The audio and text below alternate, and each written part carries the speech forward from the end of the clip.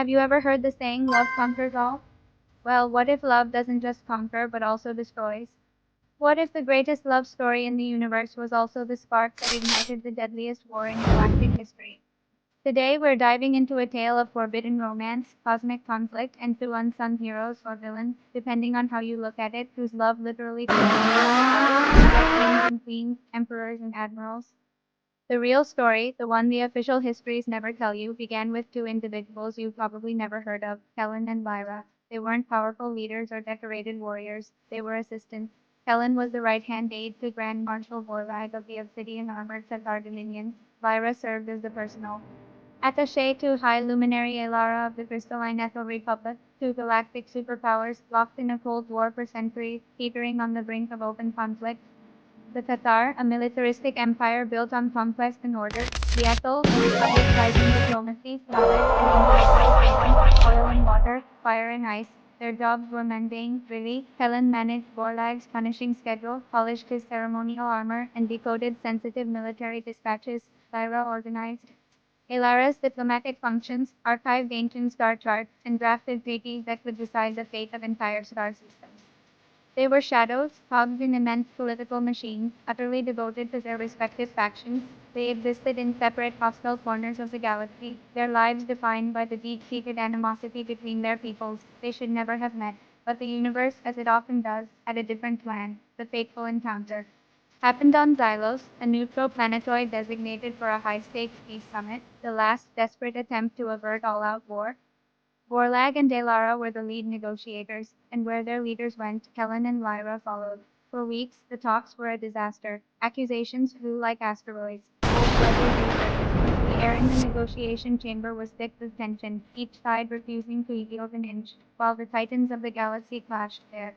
Assistants were left to handle the logistics, waiting in the antechambers, the gardens, the observation decks overlooking Xylos's twin suns, and that's where it happened.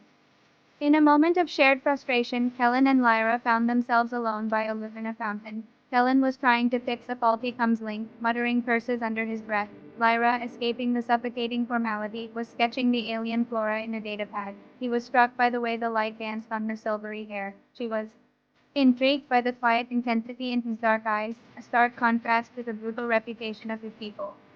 A simple conversation started about the absurdity of their leaders' posturing, about the beauty of the Zylosian sky, about their shared exhaustion.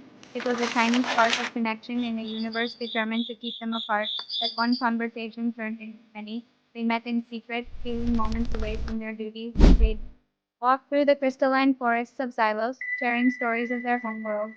Helen described the harsh, beautiful deserts under the crimson sun of Kael. Lyra spoke of the floating cities and song-filled air of Ethel Prime. They discovered they weren't so different. They both missed their families. They both dreamed of a life beyond beauty and conflict. They found in each other a solace they couldn't find anywhere else. The enemy they were taught to hate was suddenly the only person who truly understood them. The inevitable happened. A tentative friendship blossomed into a deep, passionate love. They knew it was impossible. A Cathar and an Athelian. It was more than forbidden. It was treason. Discovery would mean disgrace at best, execution at worst, but they couldn't stop. Their love became a secret universe of their own, a refuge from the galactic storm brewing around them. They made promises they knew they couldn't keep, dreaming of a future where their peoples weren't at war, a future where they could simply be together. Meanwhile, the peace talks were completely falling apart. Grand Marshal Borlag, convinced the Ethel were stalling for a tactical advantage, grew more aggressive.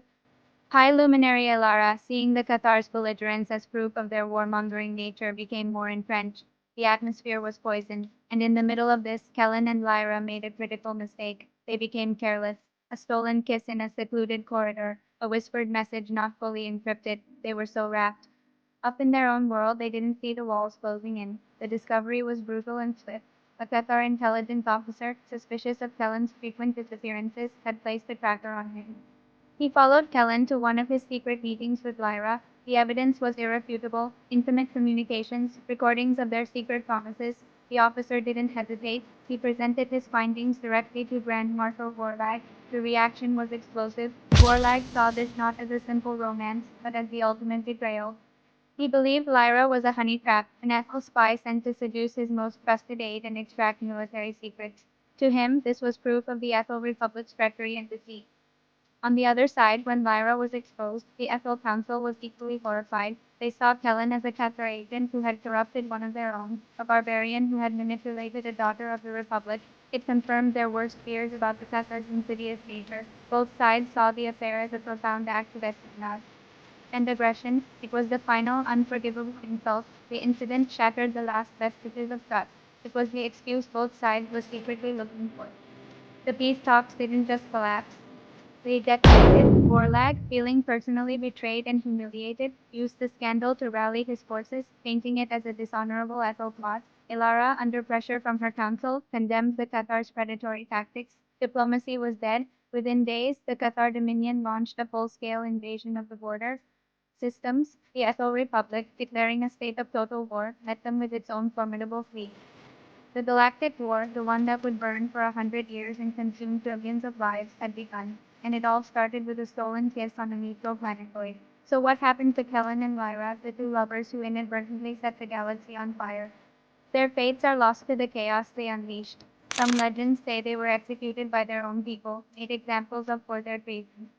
Others whisper they managed to escape in the confusion of the first battle, stealing a small ship and vanishing into the uncharted regions of space, forever hunted by both sides.